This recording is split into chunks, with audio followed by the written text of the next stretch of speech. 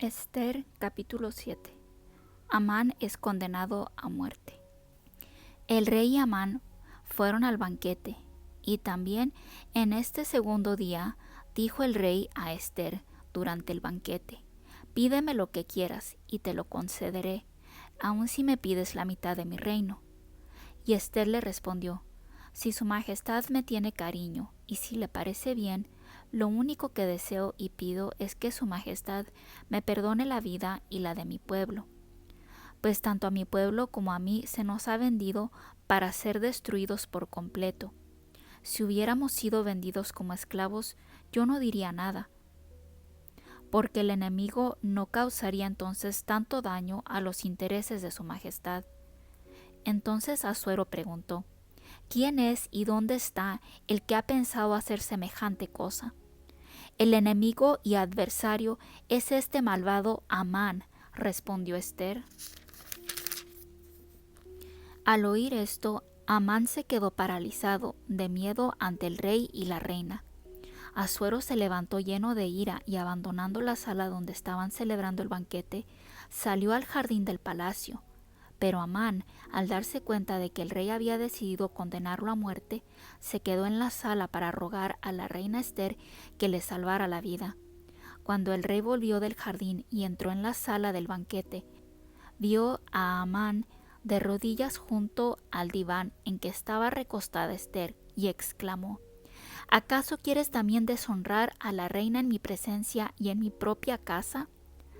Tan pronto como el rey hubo pronunciado estas palabras, unos oficiales de su guardia personal cubrieron la cara de Amán, y uno de ellos, llamado Arbona, dijo: en casa de Amán está lista una horca, como de 22 metros, que él mandó construir para Mardoqueo, el hombre que tan buen informe dio a su majestad.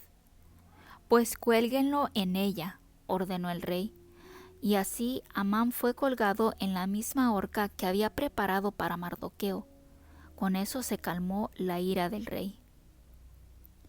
Capítulo 8. Decreto en favor de los judíos. Aquel mismo día el rey Asuero regaló a la reina Ester la casa de Amán, enemigo de los judíos, y Mardoqueo se presentó ante el rey, pues ya Ester le había dicho que Mardoqueo era su primo. Entonces el rey se quitó el anillo que había recobrado de Amán y se lo dio a Mardoqueo. Ester, por su parte, lo nombró administrador de todos los bienes que habían sido de Amán. Luego Ester habló nuevamente con el rey, y echándose a sus pies y con lágrimas en los ojos, le suplicó que anulara la malvada orden de Amán y que no se llevaran a cabo sus planes contra los judíos. El rey tendió hacia Ester su cetro de oro. Ella se levantó y de pie ante él dijo: si a su majestad le parece bien y cree que mi petición es justa, y si realmente su majestad me quiere y siente cariño por mí, que se escriba una orden que anule las cartas que Amán envió con la orden de exterminar a los judíos de todas las provincias del reino.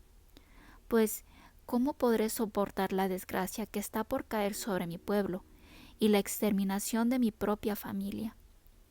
El rey Asuero contestó entonces a la reina Ester y a Mardoqueo, el judío: yo le he dado ya a Ester la casa de Amán, y a éste lo han colgado en la horca por haber atentado contra la vida de los judíos.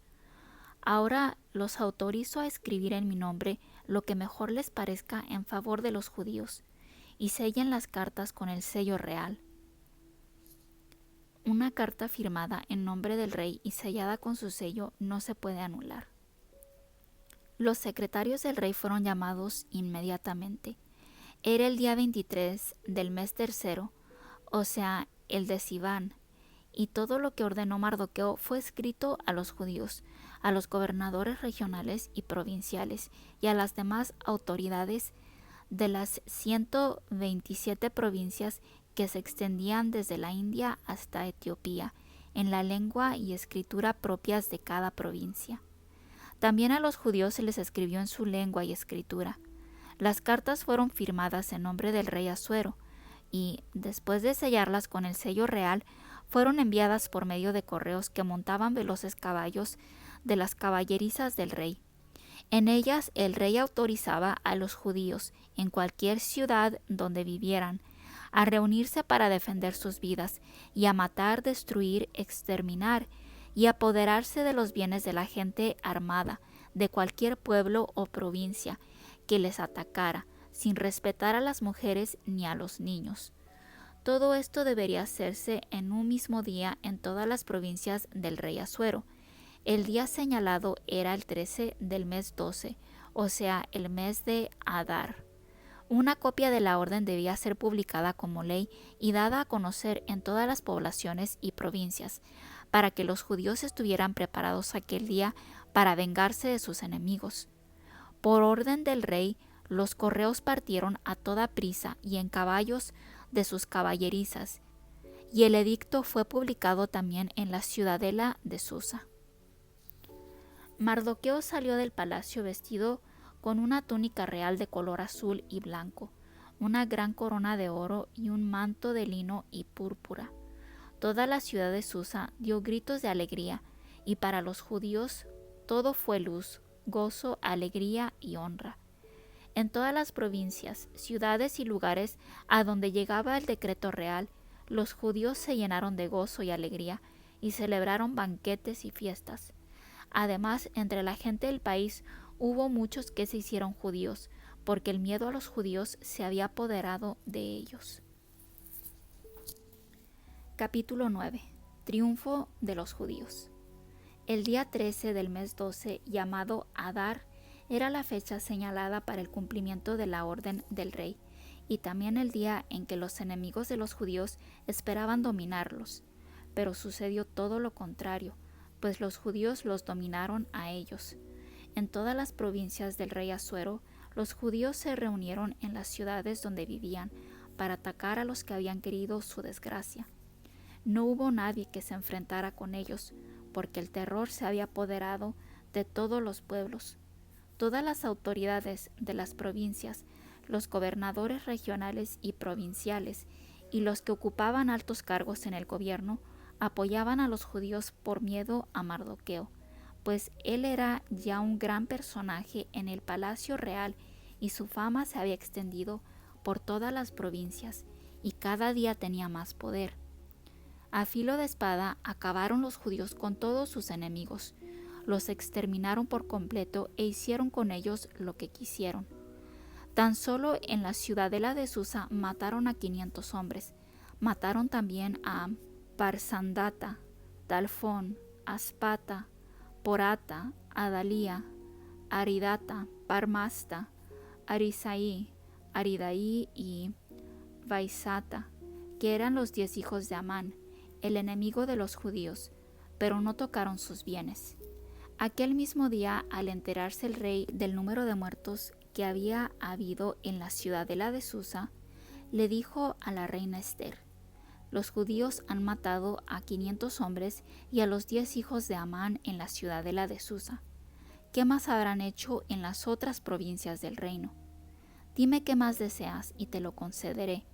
Y Ester respondió: si a su majestad le parece bien, que se permita a los judíos de Susa hacer mañana lo mismo que han hecho conforme al decreto, y que se cuelguen en la horca los cuerpos de los 10 hijos de Amán. El rey ordenó que se hiciera así. El decreto se publicó en Susa y los cadáveres de los 10 hijos de Amán fueron colgados. Los judíos que vivían en Susa se volvieron a reunir el día 14 del mes de Adar y mataron allí a 300 hombres más, pero no tocaron sus bienes. Los judíos que vivían en las otras provincias se reunieron el día 13 del mismo mes para defender sus vidas y deshacerse de sus enemigos. Mataron a 75,000 de ellos, pero no tocaron sus bienes. El día 14 descansaron y los celebraron con banquetes y alegría. Como los judíos de Susa se habían concentrado los días 13 y 14, descansaron el día 15, celebrándolo también con banquetes y alegría. Pero los judíos que viven en pueblos y aldeas que no tienen murallas celebran el día 14 del mes de Adar con alegría y fiestas, y unos a otros se hacen regalos. La fiesta de Purim. Mardoqueo puso por escrito estos acontecimientos y envió cartas a todos los judíos que habitaban en las provincias del reino de Asuero, tanto cercanas como lejanas, ordenándoles que cada año celebraran los días 14 y 15 del mes de Adar, como los días en que los judíos se deshicieron de sus enemigos, y como el mes en que la tristeza y los gritos de dolor se cambiaron para ellos en alegría y fiesta. Estos días deberían celebrarse con banquetes y alegría, haciéndose regalos unos a otros y dando limosnas a los pobres.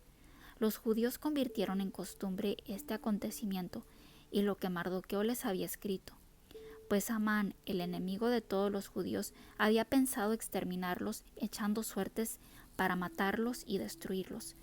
Pero cuando Ester se presentó al rey, éste ordenó por escrito que todo el mal que Amán había pensado hacer a los judíos cayera sobre él. Así Amán y sus hijos fueron colgados en la horca.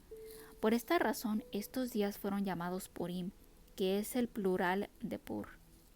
Así pues, conforme a la carta de Mardoqueo y a lo que habían visto y les había tocado vivir, los judíos establecieron esta costumbre para ellos y sus descendientes, y para todos los que se convirtieran al judaísmo, celebrar todos los años sin falta estos 2 días en la fecha señalada, conforme a las instrucciones que se habían dado, y que estos días fueran recordados y celebrados de generación en generación, en cada clan, provincia y ciudad, para que jamás se perdiera su recuerdo entre los judíos y sus descendientes.